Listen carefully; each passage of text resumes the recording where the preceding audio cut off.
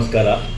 ಕರುನಾಡಿನ ನನ್ನ ಆತ್ಮೀಯ ಜನಾಂಗದ ಬಂಧುಗಳೇ, ನಿಮಗೆ ನನ್ನ ಒಂದು ವಿಜ್ಞಾಪನೆ ಏನೆಂದರೆ, ನಮ್ಮ ನಾಡಿನಲ್ಲಿ ಅಂದರೆ ಕರುನಾಡಿನಲ್ಲಿ ನಾವು ಬಾಲ್ಯದಲ್ಲಿದ್ದಾಗ ಅಂತ ದಿನಗಳಲ್ಲಿ ಧನುರ್ಮಾಸ ಎಂದರೆ ಬಹಳ ಖುಷಿಯಾಗಿತ್ತು ನಮಗೆ. ದೇವಾಲಯಗಳಲ್ಲಿ ಬೆಳಿಗ್ಗೆ ಎದ್ದ ಕೂಡಲೇ 5:15ರಿಂದ ಒಂದು 7-7:15ವರೆಗೂ ಒಳ್ಳೆಯ ಭಕ್ತಿಗೀತೆಗಳಾಕಿ ಜನರನ್ನು ಎಬ್ಬಿಸಿ ಅವರಿಗೆ ಈ ದಿನ ನಡೆಯುವಂಥ ಎಲ್ಲ ಕೆಲಸ ಶುಭವಾಗಲಿ ಅಂತೇಳಿ ದೇವಸ್ಥಾನಗಳಲ್ಲಿ ಪೂಜೆ ಪುರಸ್ಕಾರ ನಡೀತಿತ್ತು. ಈ ಇತ್ತೀಚಿನ ದಿನಗಳಲ್ಲಿ ಏನಾಗಿದೆ ಅಂದರೆ, ದೇವಾಲಯಗಳಲ್ಲಿ ಈ ಒಂದು ಹಾಡಾಗಲಿ, ಶ್ಲೋಕವಾಗಲಿ, ಮಂತ್ರವಾಗಲಿ ಯಾವುದು ಪ್ಲೇ ಆಗ್ತಾ ಇಲ್ಲ. ಹಾಗಾಗಿ ನಮಗೆ ಇದು ಧನುರ್ಮಾಸ ತಿಂಗಳ ಅಂತಲೇ ನಮಗೆ ಗೊತ್ತಾಗ್ತಾಯಿಲ್ಲ ಈಗ.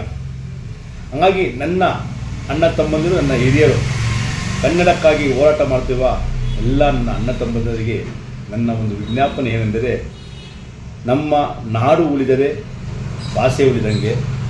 ತಾಯಿ ಭುವನೇಶ್ವರಿಯಾಗೋ ಹಾಗೆ ತಾಯಿ ಭಾರತಾಂಬೆ ಹಾಗೂ ನಮ್ಮ ದೇವತೆಗಳು ಸಹ, ಅದರಲ್ಲೂ ನಮ್ಮ ಭಾರತೀಯರಿಗೆ ಬಲು ಮುಖ್ಯವಾದ ಸ್ಥಾನ ಕೊಟ್ಟಿದೆ ನಾವು ನಮ್ಮ ದೇವತೆಗಳಿಗೆ, ಆರಾಧನೆಗೆ.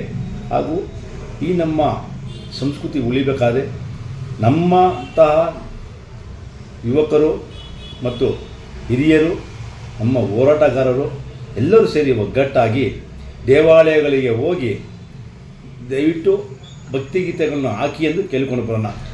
ಇನ್ನೊಂದು ಬಹಳ ಮುಖ್ಯವಾದ ವಿಷಯವೇನೆಂದರೆ, ಎಲ್ಲ ಶಾಪಿಂಗ್ ಸೆಂಟರ್ಗಳು, ಮಾಲ್ಗಳಲ್ಲಿ ಅನ್ಯ ಧರ್ಮದ ಹಬ್ಬದ ಆಚರಣೆಯ ಸಂಕೇತಗಳನ್ನು ಇಡುತ್ತಿದ್ದಾರೆ. ಅದೇ ರೀತಿಯಾಗಿ ನಮ್ಮ ಧರ್ಮದ ಹಬ್ಬದ ಸಂಕೇತಗಳನ್ನು ಯಾಕೆ ಇಡುತ್ತಿಲ್ಲ ನೀವು? ನಮ್ಮ ಧರ್ಮ ಅಂದರೆ ಹಬ್ಬಗಳೆಂದರೆ ಸಂಕ್ರಾಂತಿ ಹಬ್ಬ ಆಗಿರ್ಬೋದು, ಯುಗಾದಿ ಹಬ್ಬ ಆಗಿರ್ಬೋದು, ದೀಪಾವಳಿ ಹಬ್ಬ ಆಗಿರ್ಬೋದು, ಗಣಪತಿ ಹಬ್ಬ ಆಗಿರೋ.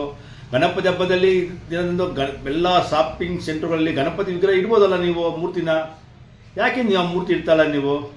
ಈಗ ಬರ್ತಕ್ಕಂಥ ಜನವರಿ ತಿಂಗಳು ಸಂಕ್ರಾಂತಿ ಹಬ್ಬ, ಒಂದು ಗೋವಿನ ಚಿಹ್ನೆ ಇಟ್ಟು ಅದೊಂದು ಕಬ್ಬುಗಳಿಟ್ಟು ಮಡಿಕೆಯಲ್ಲಿ ಪೊಂಗಲ್ ಮಾಡ್ತಾರ ಒಂದು ಚಿಹ್ನೆ ಇಡ್ಬೋದಲ್ವ ನೀವು?